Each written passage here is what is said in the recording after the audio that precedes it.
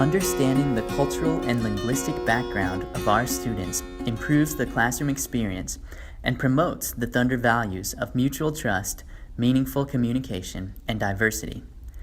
In this series, we will examine some of the cultural backgrounds common to students at Richland College, particularly those in the AECI program. While each student is an individual and not all cultural details will apply to each, understanding some common cultural traits can give teachers a strong starting point for getting to know our students individually. Furthermore, understanding the linguistic differences between a first language and English will assist teachers as we help students learn English. This video will examine the cultural and linguistic background of Vietnamese students. The lecture will discuss Vietnamese history, culture, and language with notes for teachers in each category. First, let's look at some of the important historical events which may have an effect on our students. When the country, now called Vietnam, was a French colony, Jesuit priests developed a Romanized script for the Vietnamese language. The Romanized script later became the official written language of Vietnam. This puts many Vietnamese students at an advantage when learning English, especially for reading and writing. Vietnam remained a French protectorate until 1945, when it split into Communist North and Capitalist South. The devastating Vietnam War raged from 1955 until 1976, when the country became a unified socialist republic. As the U.S. Army left a fallen Vietnam, over 135,000 refugees fled to America. Another wave of refugees came in 1980. For our younger students, this history may seem unimportant, but it is the background their parents grew up in. The refugees who fled to the USA might now be the uncles or cousins who host our students while they study at Richland College. Likewise, the Vietnamese enclaves in the U.S. can be traced back to these important events. Students will find a home away from home with Vietnamese food, cultural festivals, community events, and first language reading materials, all not far from Richland College. This provides emotional support, but may be a challenge for English learners who have little need to immerse into English. Vietnamese and U.S. relations were finally strengthened in the 1990s, when the economic embargo was lifted in 1994 and diplomatic relations resumed in 1995. These events also marked a change in philosophies from socialism or communism to a more capitalistic ideology, now with private businesses and private land neighboring the state-owned counterparts. This new era provides the impetus for more economic and educational exchange between our two countries. For our students, the opening up of Vietnam means more opportunity. Globalization and connection between cultures means that students may know more about American pop culture than even we do. For teachers, connecting to relevant cultural topics from Vietnamese and American culture will make the classroom more interesting and engaging. Second, we will look at some aspects of Vietnamese culture that are most likely to challenge American teaching styles and methods. Let me repeat, though, that students are individuals, and these cultural tendencies may not be present among all Vietnamese students. Even so, they can offer a good general understanding or a starting point for understanding your students. In general, Vietnamese are collectivist, which means they value the group over the individual. They are family-oriented, and a high priority is placed on relationships. As a collectivist culture, Vietnamese view conformity to a standard as a good thing, something that's decried in our individualist Western culture. At the same time, Vietnamese are flexible and adaptable in social settings. Vietnam is a high-context culture in which nonverbal cues, the environment, and power relations are more important than the words themselves in conveying meaning. Vietnamese typically value written work, especially philosophical, technological, or historical writings. Finally, Vietnamese generally place a high value on education. In fact, placing it as the top value on par with a cohesive family. Let's look at what each of these items means for teachers and students.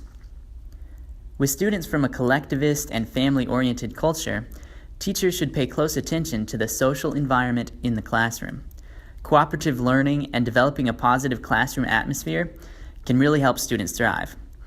Teachers should note that parents and family members may play a more hands-on role than many American families. excluding the helicopter parents. And students may feel a great pressure by their family to perform or succeed in class. Also, play fighting and teasing, even with what Americans might find to be quite offensive, are seen as normal in Vietnamese culture. So teachers may want to explicitly set expectations or at least be prepared for these differences. In a collectivist culture, success is seen as a corporate affair, where one student may come to America to study as a representative of his whole family, or even a whole village in some cultures.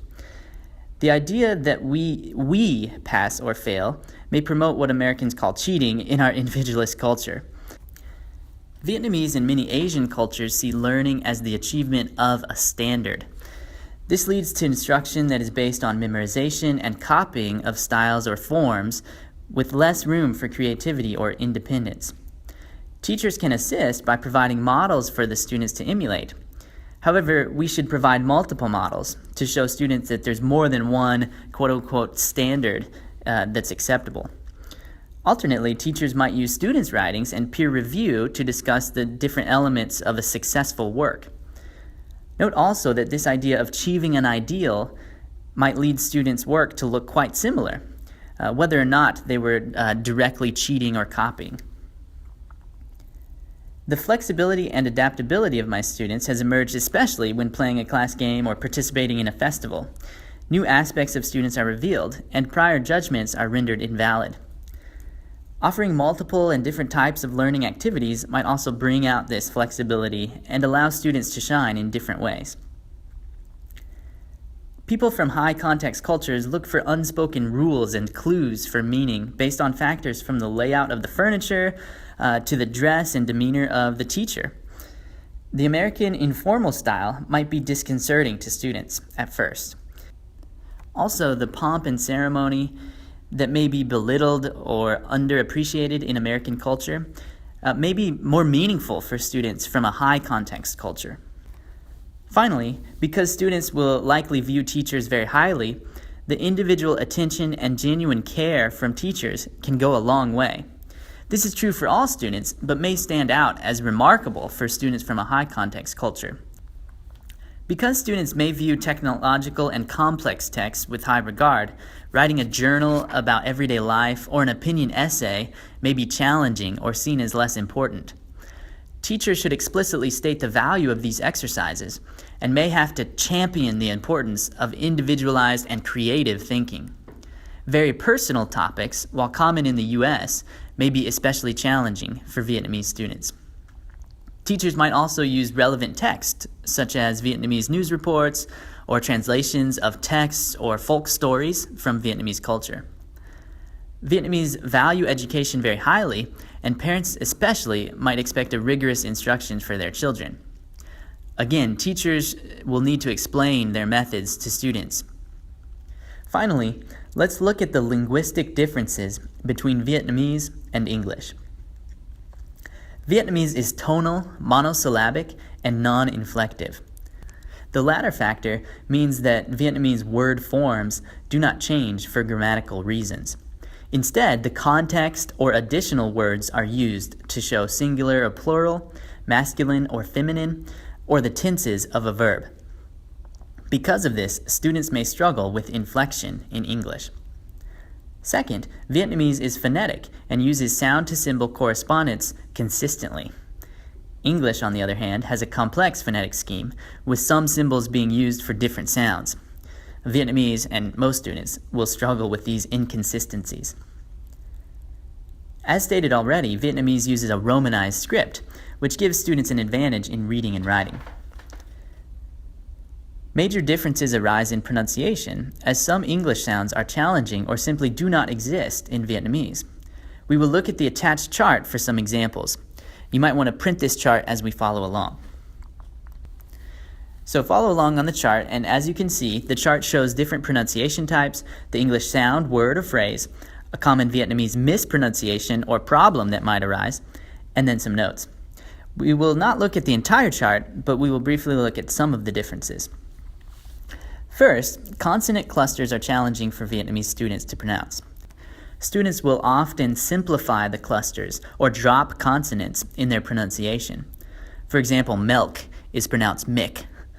Additionally, plural forms are often omitted, so 2 tables becomes 2 table. This is both a product of the fact that Vietnamese is non-inflective and also the difficulty for Vietnamese to pronounce consonant clusters. Writing teachers may find that students make plural form mistakes in written work as well. When there are multiple ways to pronounce the same vowel, Vietnamese students may struggle. For example, human and humanity might be pronounced without the differentiation in the ah sound. Remember, English does not have a consistent sound-to-symbol correspondence, while Vietnamese does. Next, some vowel sounds are especially difficult for Vietnamese students. They are listed in the chart with some examples of minimal pairs, which will help students to distinguish when listening and practicing pronunciation of these sounds. We won't review all of these minimal pairs, but it's there for your resource in the chart. Another important difference that I will note is in word order and structure. In Vietnamese, questions are asked by adding the question word no at the end of a statement.